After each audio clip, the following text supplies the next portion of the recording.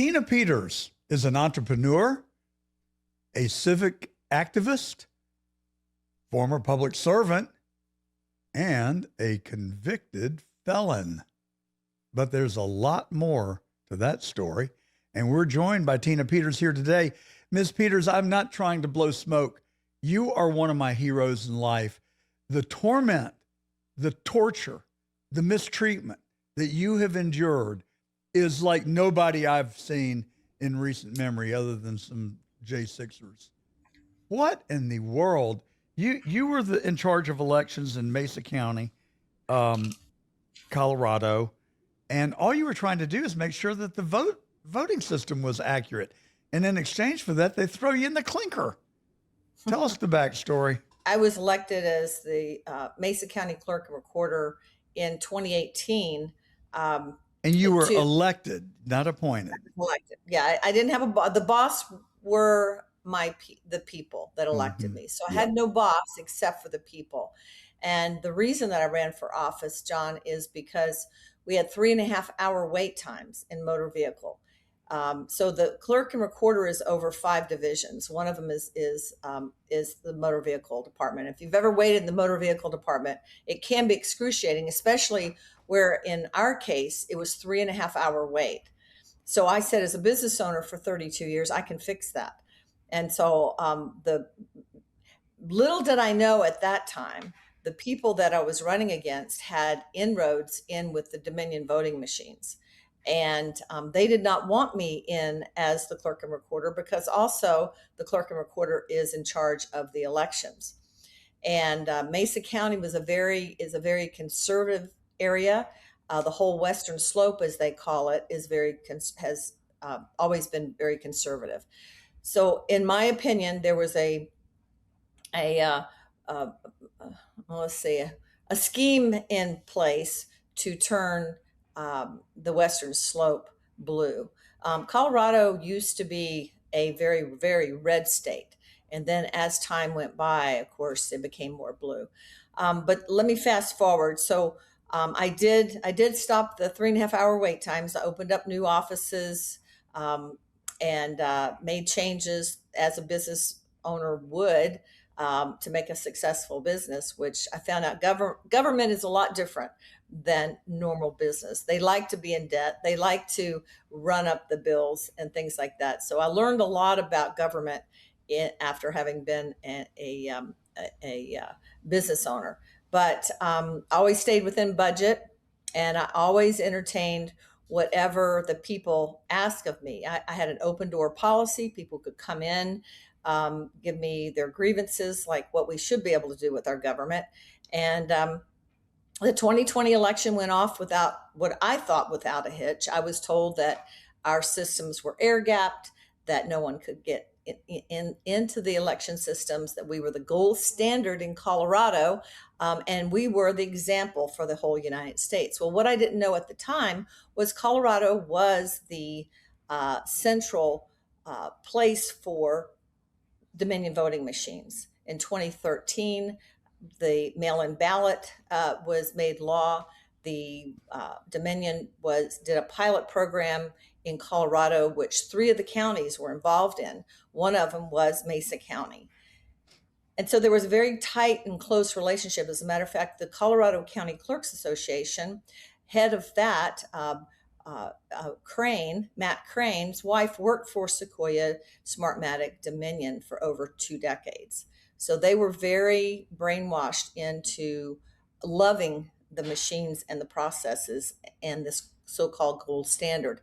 Well, in 2020, Trump won. I found out later not by as much as he should have, but it didn't raise any major alarms with me. In 2021, when I pulled the results for that municipal election, now this is telling you how far down this goes. The municipal election results, and I got sick to my stomach. I was the first person always to see the results that night at 7 p.m. And when I saw the results, I literally felt sick to my stomach. I said, there's no way these people won. It's virtually impossible for people that were new to the area, that had not campaigned, to win against very seasoned candidates, very well known, and loved candidates that had worked hard, had huge crowds. So I knew that something was up. A month later, Dominion and the Secretary of State, Jenna Griswold's office, were coming in to do what they called a trusted build. And later you'll learn how nefarious people use very righteous sounding names Oh, yeah. to create something that They're so virtuous while so that while so I can behaving non-virtuously. right. So that's what started it all. I had people coming into my office, which like I said, I had an open door policy. I had some constituents ask me if they could come in and tell me about some concerns they had about the voting machines. And I said, well, we have the gold standard, and I was defending it. They came in and started telling me some very, very shocking things about the voting systems. And so as it was an hour-long meeting, a little over. I recorded the meeting. During the meeting, I would bring into my office with these people who were experts that had information, to get my employees' feedback on what they were saying. And I said, well, if there's a there, we'll find it. So I made a commitment to the people that if I believed our systems were secure, were safe, but if there was something that wasn't, that we would look into it. So 3 weeks later, approximately, the Secretary of State came in and Dominion came in to do this trusted build that I spoke about. So I backed up the election records. I backed them up before they came in, and I backed them up after they left. And in what's called a forensic image. A forensic image is legal. It's admissible into court as evidence because it's an unalterable image of what the election management server looked like before and after. It has no personal identifying information. Much like you heard in the media, I did not breach the election system. Nothing nefarious. I did not have an unauthorized person according to the law. Let me just ask you, what did you see on the images that you were able to scrape? Okay, so it's actually like a snapshot is what it is. It's a snapshot of what it looks like. So the one we took before and the one we took after, when the experts examined it, they found out, and all this is on my website, tinapeters.us. People can see for themselves, make their own determination, read the executive reports before, that talk about each expert report, Mesa County Report 1, 2, and 3, at tinapeters.us. But what they found was there were 36 wireless devices in a system that cannot even be certified with that kind of software and inside of it. Unauthorized software. There were 29,000, John, 29,000. It was 28,700 and some, almost 29,000 election records, essential log files that were deleted, wiped from the system. Well, that was 6 months after the presidential election. It was one. Now, I'm sorry, I don't mean to interrupt you, but we have so little time here, and I've got a lot of things I want to get to. So if I interrupt you, I'm not being disrespectful. No, that's I just okay, please. want to cover it all. So when you say this information was wiped, was that inherent in the software? Did it automatically cleanse itself after a period of time, or did someone deliberately go in and delete those files? The answer to that question is both. Oh. So the trusted bill was meant to wipe the system and reinstall what they called a golden image. The inside the machine, there was also processes that would overwrite themselves. So the machine has a huge capacity for retention, but the software vendor, the election vendor, actually makes it so short that it will continue to overwrite itself. So it deletes when it gets a certain amount, it will keep deleting. So there's certain files that are automatically deleted, certain files that were deleted by the trusted build. Okay, so what did you find in the images? Did they correspond to the tally? Well, so the election management system is what it looked like at that point. So when they deleted and they wiped the adjudication log files, the uh, the there were three different kinds of log files that were deleted. So there was access, adjudication, and the interesting information about the log files that were deleted is that it shows who went in and out of the system. So the access log files are the third kind. Who went in and out of the system, what processes that they performed, who was in the system, how they got to the total vote. So there's no way to audit the election because there's no pathway that shows how they got to the total vote that they come up with magically at the end of the election. So vital election records that are required to be by federal law preserved for 22 months. It's delicious, it's nutritious, and best of all, no dishes. We're talking about Bogey's beef jerky, of course. Premium craft beef jerky that's taken off at the most prominent golf courses and resorts across America. Made for the turn, the road, or whenever you need a bold protein packed snack, Bogey's delivers the rich flavor and that premium chew every time. From smoky heat to pineapple express, try some Bogey's beef. They've got a flavor for every player. Bogey's beef jerky, tee it up, tear it up, and enjoy. All right, so as the person responsible for conducting the election in your county, information was given to you that changed your sense, that you thought that everything was secure and everything was right with the world, but you heard from enough people that you obviously it caused you to arouse your suspicions. And so did you recruit or allow this individual to go in and make a copy of the hard drives? So I can see where you're going, and it sounds a little nefarious the way that you're asking me this. No, I'm just trying to get Okay, to and the so full picture. all right. You were So sent to let me prison answer your because question. Let me answer your yeah, question. yeah, So according to the law, I could have anyone since I was I was in charge. I didn't have a boss. Remember, my boss is the people. Secretary of State yes, Jenna Griswold was never my boss. She had her own job responsibilities that did not include backing up the Mesa County election files.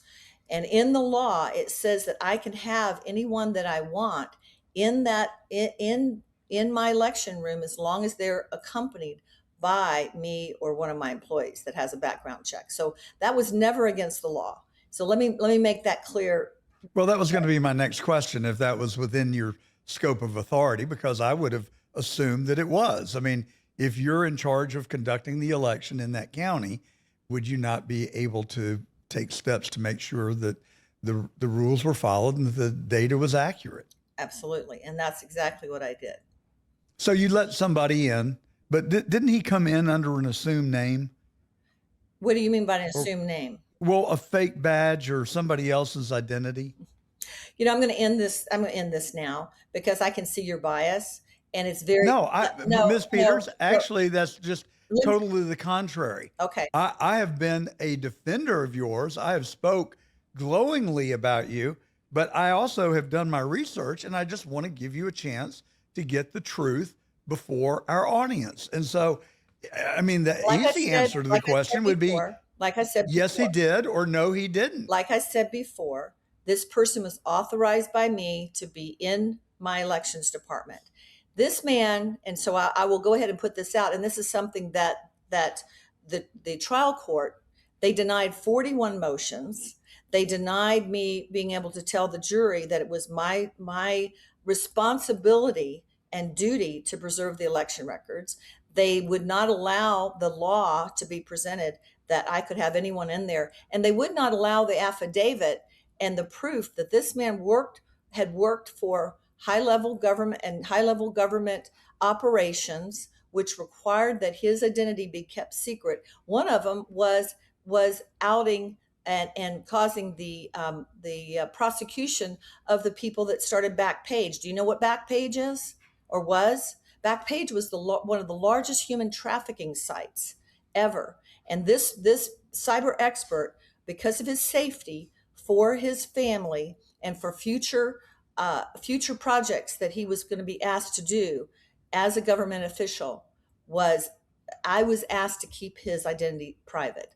So that Well, is and that's perfectly fine. That is a very sensical explanation, which is what I'm looking for. I just want the whole story because to an outsider, if the way that it is presented in Wikipedia, which I we know know who that's is run by. probably a CIA publication, and Who has been obviously Mhm. they've done everything they can to portray you in a bad light. My purpose is simply to get like your show, The Truth Matters, to get to the truth. And so it sounds like you did allow someone in. He, according to you, was authorized because you deputized him or gave him access that the law allowed you to do. But he did come in under a false name, and now you've explained No, why no, you he felt didn't that come that in was under a necessary. false name. He came in as a substitute for a man who was part of this, who said that he did not know how to do an image and that he would not be able to do it after it was already arranged for him to do it. And All right. Well, I mean, this so, just what I've read is that Conan Hayes came in and he used Gerald Wood's badge, and that looked sketchy. But how you, it uh, depends on how uh, you want to. another explanation would be that you all were fearful and didn't want to have his identity known. I don't know. Okay, I'm so doing wait, mind let me reading stop you that I'm not there. Let me capable of. stop you there. If I was fearful, as you're saying, then I would never have risked my reputation, my life, and spent almost 2 years in prison. Okay, so I'm not fearful. I am wanting the public to know what goes on inside these machines. I'm wanting and advocating for more transparency into our election processes. All right. Well, let's move So to that. So, were you able to determine nefarious activity yes, that occurred in the 2020 election yes, by virtue of the copy of the hard drive that was made? yes. The first And image. I know the access log was deleted. I don't know what about the adjudication you were getting to, and then there was a third thing that you were about to mention. Those are all found in the reports, and I would let the reports speak for themselves. They were done by highly qualified cyber experts, PhDs, people very knowledgeable in their field, and those reports have never been disproven. So I would go to tinapeters.us, and if you don't want to read the whole 83, I think the first report's 83 pages, mostly showing the files that were deleted. And if you don't want to read the whole 3 reports, then go read the executive summary, and it'll shock people to see what these machines have been doing to the people's vote, and that's who I represent. Can you give us a synopsis of the executive summary and tell us what we will read there? Well, like I stated before, there were almost 29,000 election records deleted from the system. That's illegal. Jenna Griswold should be held up on 29,000 felonies. There were 36 wireless devices in the machines. Anyone from anywhere could have accessed the machines, and we believe have done so. Okay, With so unauthorized software that should have never been in a voting machine. This was not what you consider COTS, right off the shelf software. This is software that by design is made to alter votes. all right, so we see that the system is inherently flawed. We don't know what the 29,000 records that were deleted were. You can I see it mean, on I think go see the report. Go see the report. You can see it. You can see which ones were deleted. Why were they deleted? well, that's what I'm asking you. They were deleted, in my opinion, to cover up the crime of the 2020 election and the 2021 municipal election. And you have to ask yourself, John, if they're willing to cheat on local city council elections, And if they're willing to cheat, as we've proven with Ed Solomon's work, if they're willing to cheat on ballot initiatives that raise the property taxes, there's so much that the people need to know. If they're willing to cheat on abortion issues, if they're willing to cast votes and manipulate votes to show uh, people are being put into office or initiatives are being voted in a way that doesn't represent the people. I mean, how many people would you say would vote to raise their property taxes? That's what happened. That's what happened in Arapahoe County, and we have the proof of it. So I guess I would put you, because your show is called The Truth with John Gordon. I would say, John, go read the reports. Then let's do a follow up interview. And I would like to hear it, or maybe even have you on my show. I'd like to hear what you have to say. But my time is Well, run short, so I need to go. Is there anything else? well, you said you were going to give us 30 minutes. We've got 10 more minutes to go. I hope I haven't offended you. You seem to think that I'm coming after you, and instead I'm on your team. I don't think you realize the fact that for 2.5 years I worked with Charles Bundon, Bob Shealy, and Preston Halliburton in Charles Georgia. Bundren? In Charles Bundren? Bundren. Charles Bundren. Bundren? Are you talking know about him? the attorney? Or who? Yeah, Okay. His name's Bundren. I said Bundren. Okay. I stumbled on his name initially, Okay. but I corrected it and said Bundren. Bob Shealy, Preston Halliburton, in the case of Jeffords, Satir, and Purdue, who I recruited, by the way, to come into the case against the Fulton Board of Elections. So if we were talking about Fulton County, Georgia, I would tell you that we have 3,200 duplicate ballots that are visible on the Secretary of State's own website. We've got 14,000 people that are registered to vote when you alphabetize them by first name, have perfectly sequential voter ID numbers. We have thousands of votes that were cast at homeless shelters, UPS stores, and abandoned apartment buildings. The list goes on and on. We had 20,000 pristine ballots that Susie Voiles, Bridget Thorne, and Robin Satir and Scott Hall each independently testified that they saw in the State Farm Arena waiting to be scanned, all filled out by a printer, untouched by the human hand and not folded. So that's the information I'm trying to elicit from you. I mean, I know that the records were deleted and I know that the access files were deleted, but I'm trying to connect the dots so we can see what the exact impact was into the election itself in terms of the voter tally. That's all I'm trying to get to, not to attack you or put you on the spot, but I'm just trying to get the information so our viewers and listeners can But understand. I would recommend to you, John. I also ran for Attorney General of Georgia on elections integrity with President Trump's endorsement. So I assure you, you and I are on the same team. Well, I But appreciate I understand you've been battered, abused, and abused, and that the wounds are probably sensitive. But that's not my intent at all. So let's just breathe and let's see if we can't finish this interview pleasantly, because I'm not here to attack you. If you know all of this, then I would suggest to you, John, you didn't do a lot of background for you to ask the questions that you've asked me during this interview. You need to go read the Mesa County reports 1, 2, and 3. And then, Well, that doesn't help our viewers for me to read it. I can come back and read it and go through it piece by piece. let's but do that. It would be more authentic for you Let's to make do it. another interview if you would like. You can air this one. I have nothing to hide. The truth is the truth, and I will stand by it. But I would think that, just doing a little bit more research into your subject instead of giving me talking points about what Wikipedia and the media says. I mean, look, if you know something bad about me or something that someone has said about me that's false, I would welcome the opportunity to be asked about it so I could respond. And I did. I just don't understand. And I did Okay, respond. And I did respond, right. John. So I would point people to Mesa County reports 1, 2, and 3. If they don't want to read the whole report, read the summaries, read the people that wrote the reports so that they can see their bona fides, then their credibility, and understand that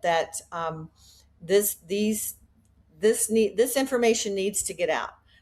I'm not going to sit here and try to defend what the mainstream media is saying. I have no interest in doing that because they lie to the people. They want them to believe things that are not true. So I'm not going, I don't need to defend myself because the truth is already there. And so that's, I don't think most people know the truth. they don't. That's why You know the and truth, so your and job is to let I them, have a sense of the truth, right. and I'm trying to give you an opportunity. But let's move on. Did you run against the Secretary of State when was I she your did. opponent? February 14th, I ran against Jenna Griswold. It 4 months into the um, uh, into the campaign. I raised more money than all of her opponents and my opponents combined. We saw in Garfield County, for instance, the votes being flipped the night of the election, a week before the primary that I won. Um, we we saw that. I mean, all the media was coming to me. We know that you won. We recognize that. I, the one person that was running against me, or well, there were two. Pam Anderson was the one of the directors of the Center for Tech and Civic Life. Did you ever do any reporting on the Center for Tech and Civic Life that Zuckerberg funneled like $850 million into to make sure that Biden won?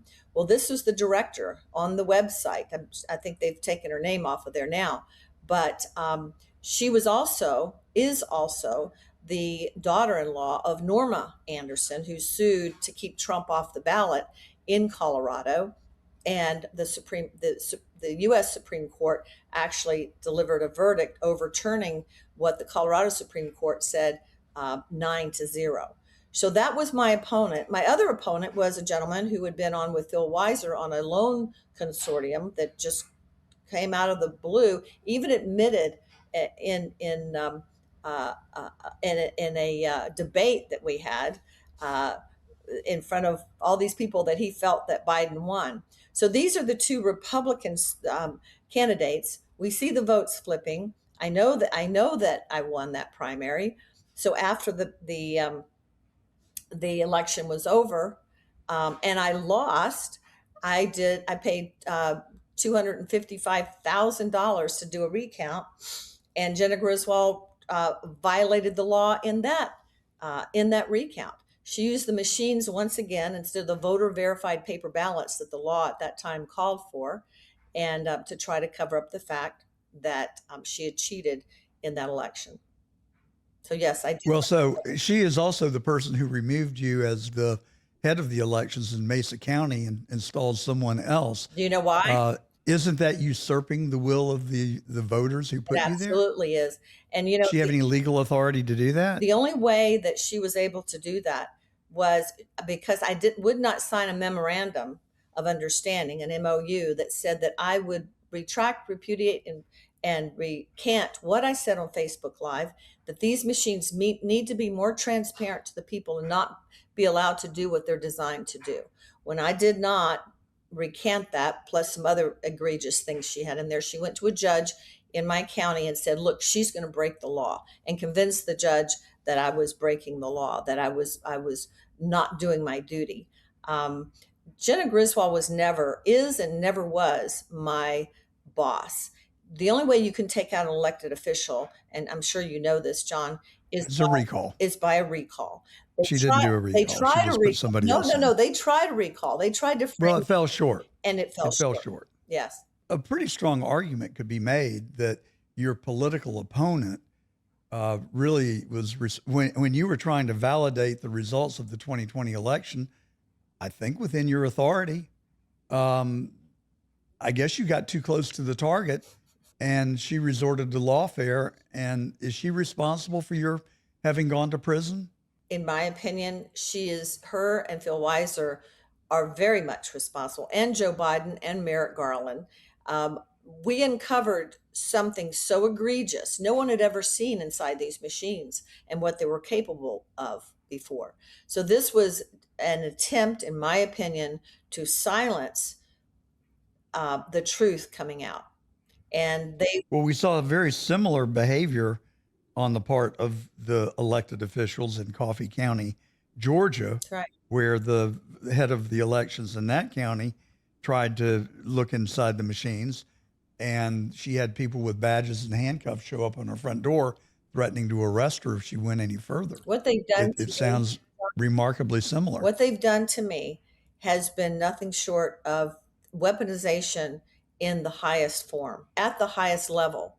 And because they don't want the people to know what they've been doing.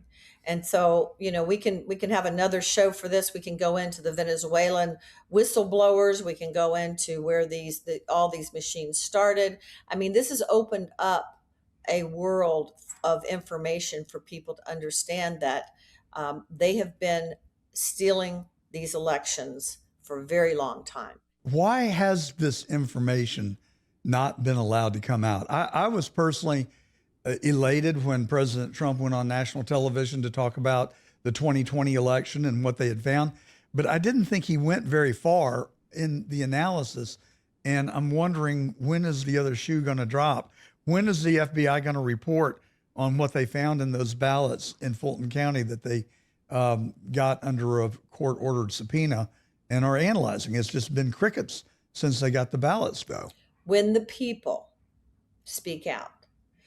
General Flynn, when all this started with me, I said, what is your advice? Nobody knew about little Clerk in Mesa County until they raided my office and caused a big uproar. FBI raided my home in a pre-dawn raid. They took my husband from me, who was in a assisted care facility that had just gone in a few months prior because of Parkinson's. Nobody knows the whole story of Tina Peters and what they've put me through to silence my voice, which is silencing the people's voice. So what it's going to take is not people saying, well, what is President Trump going to do? What's the FBI going to do? What's the DOJ going to do? It's what are you going to do? What is each person listening to your show today? What are they going to do?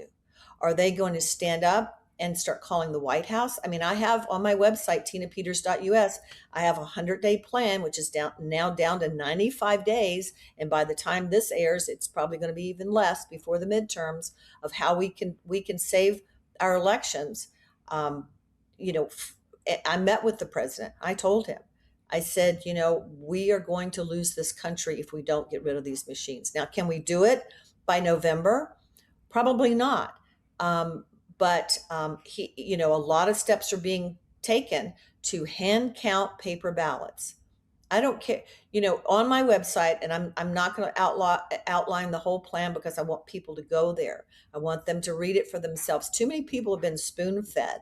They're very much, they like to be fed the information, but then they don't want to do anything about it. And so now is like a 1776 moment, John. People have to. Well, it's amazing to me that in a United States District Court, a U.S. federal judge said in Curling versus Raffensperger that the machines were suspect, but there was inadequate time to do anything about it before the election. That judicial statement was made 6 years ago, and we still have the machines. That's right.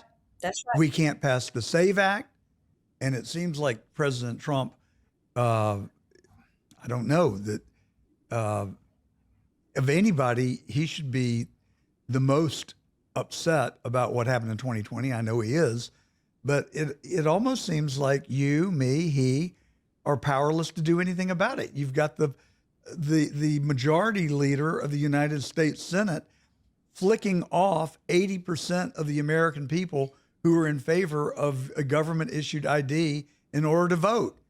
And he's just saying, oh, well, we don't have enough votes in the Senate, John, so I'm not bringing it up. I disagree with the point where you say we're powerless to do anything.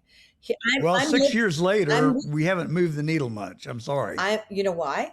Because the people aren't involved. The people are expecting someone else to do their job for them. This is, when I last checked, we as citizens this is our government, our country, and we have to protect it. So we can't assume. And here's another thing. When I talked about how people are being selected. I don't know if anybody's watched the movie Selection Code that's on my website, but it tells how. It's a very easy way to sit down and see exactly how they're flipping the votes. But it's up to the people. It's not up to John Thune. It's not up to the president. It's not up to anyone else but us. And I'll tell you why. Here's a good example, and I'm living proof of it. I'm sitting here before you outside of prison. Do you know why I'm not in prison right now? It's Donald Trump. Nope.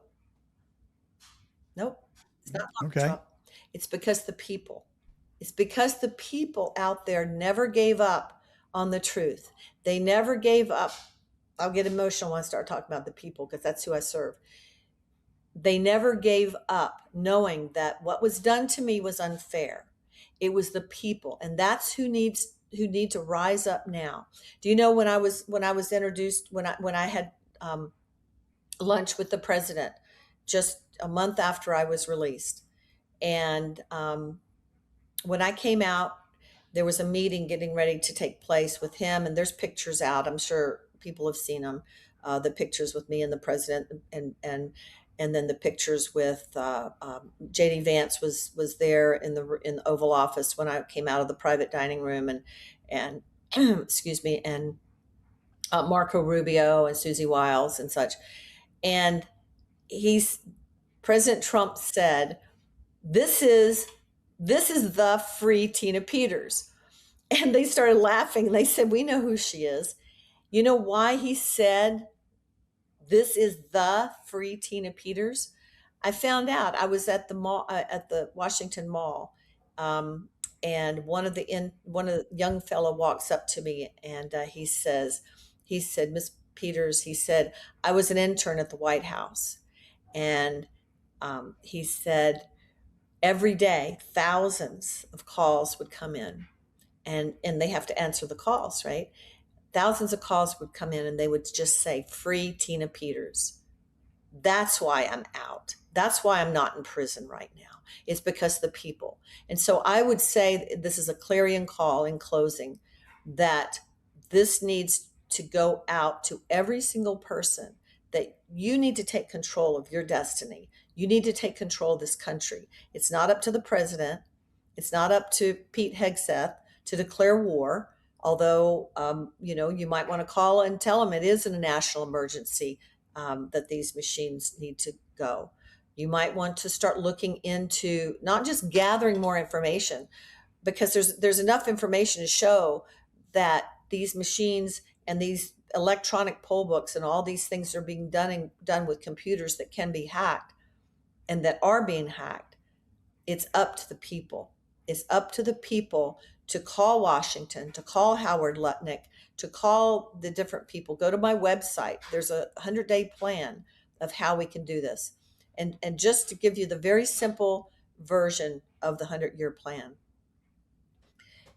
Because CISA is, because the EAC, the members have been fired by the president, which is what I asked him to do, and have not have to have Senate confirmation to put the new ones in, which we don't have time for.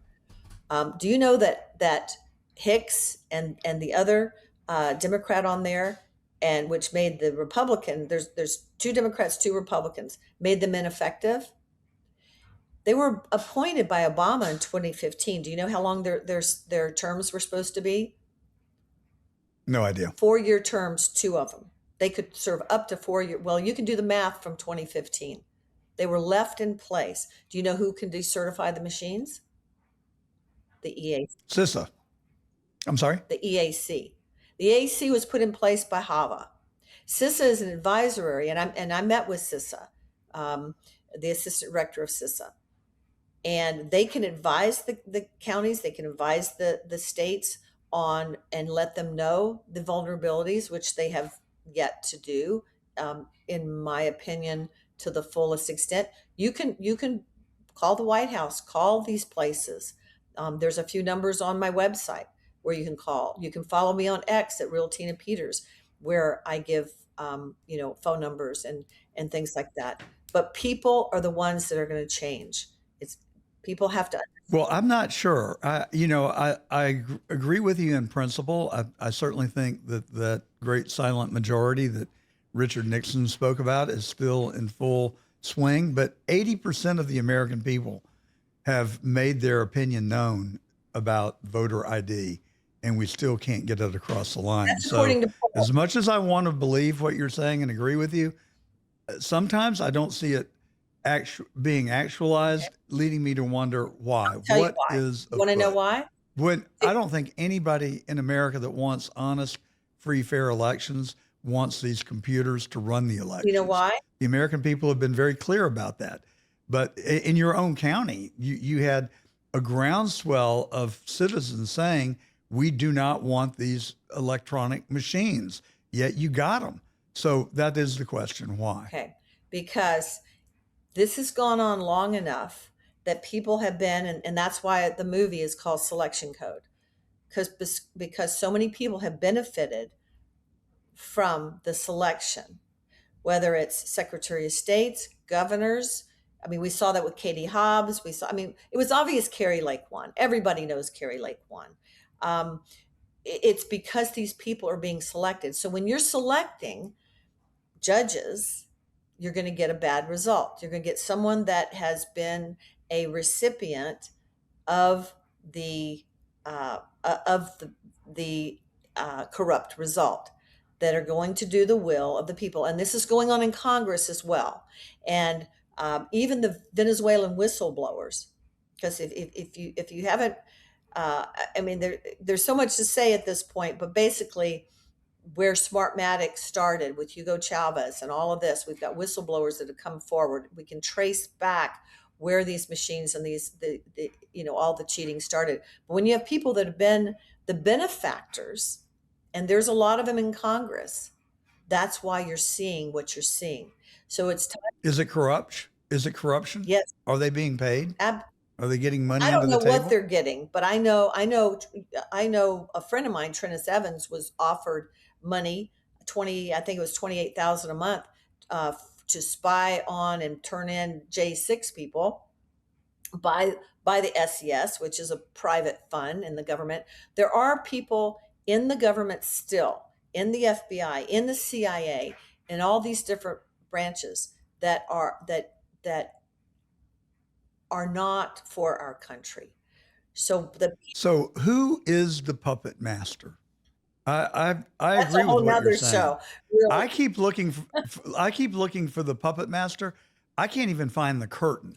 I have my suspicions, but I don't. How do we expose who these bad people are?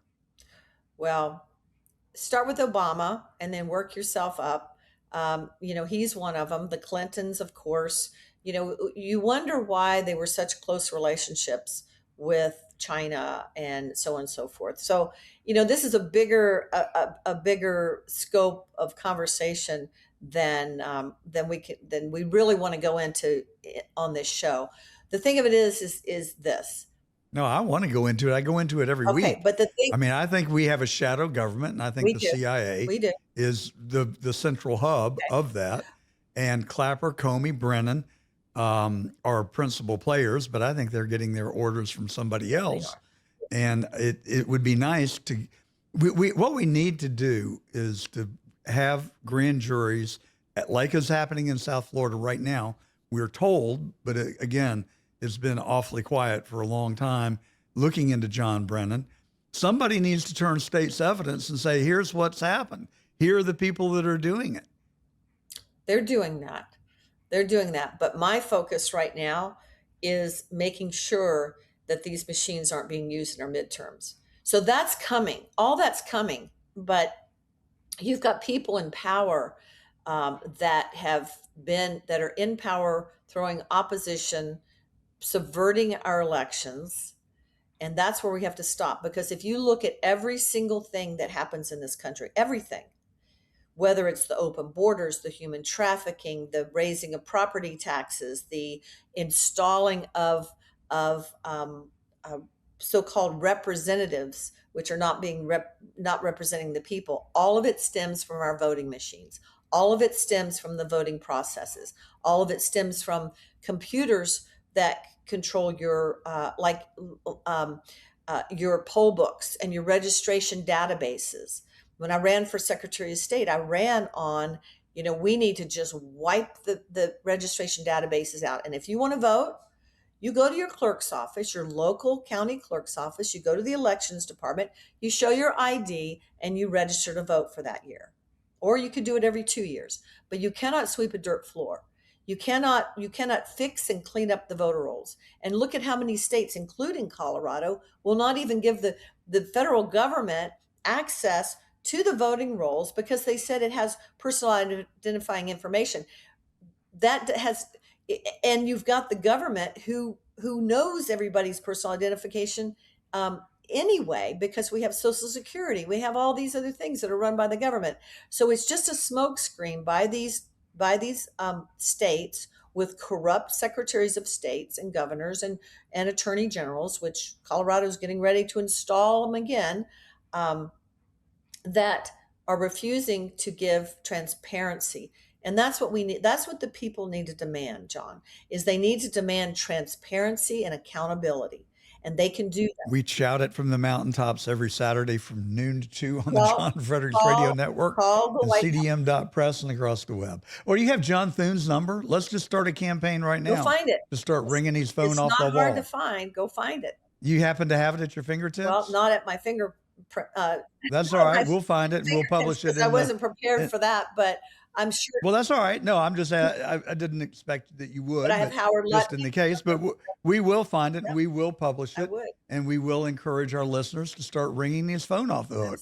Let's start a national movement right here. There you go. And drive John Thune over the edge to do what's right and give us the SAVE Act. It's not going to cure the problem, but it's a good step in the right direction. Ask him why. So let me just ask you in closing, Mm-hmm. You have paid a horrible toll for trying to do the right thing. I truly do believe that, in spite of what you might have thought earlier in the interview. Nevertheless, you were sentenced to 9 years in prison for trying to do the right thing. You served 2. What was it like? Was it just like the most miserable 2 years of your life, as I would expect? I will say this. Yes, it was. I mean, but I had no fear. I had women chest to chest with me, ready to beat me up, stab me, kill me. All of it. I won them. Why were they mad at you? They thought I was a privileged, and here I am put in prison. And I said, listen, we have the same colors that we wear every day. But, when they first met me, of course, they thought I was a white privileged person until they realized that, what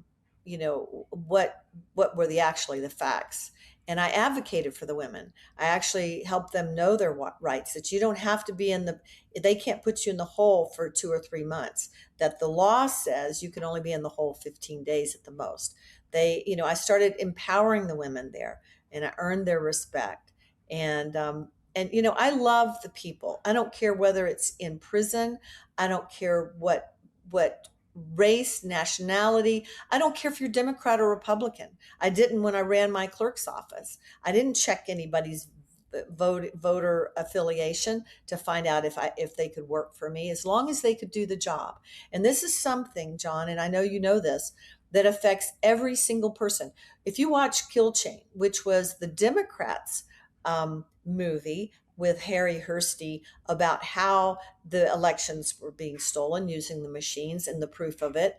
This affects Democrats, it affects Republicans, and they're on both sides, the people that are doing this, and they're beholden to a higher power, and it's not the same one that we serve. Well, Tina Peters, thank you very much, and I do appreciate your coming on today. I do hope you'll come back. I'll go to your website. I'll read those reports that you encouraged us to read, and whether you come back or not, I'm going to read them. And I do wish you well, and I'm sorry for the problems that you have and the fate that you've suffered when I do believe that you're a patriot and trying to do the right thing, and that is the truth. Thank you, John.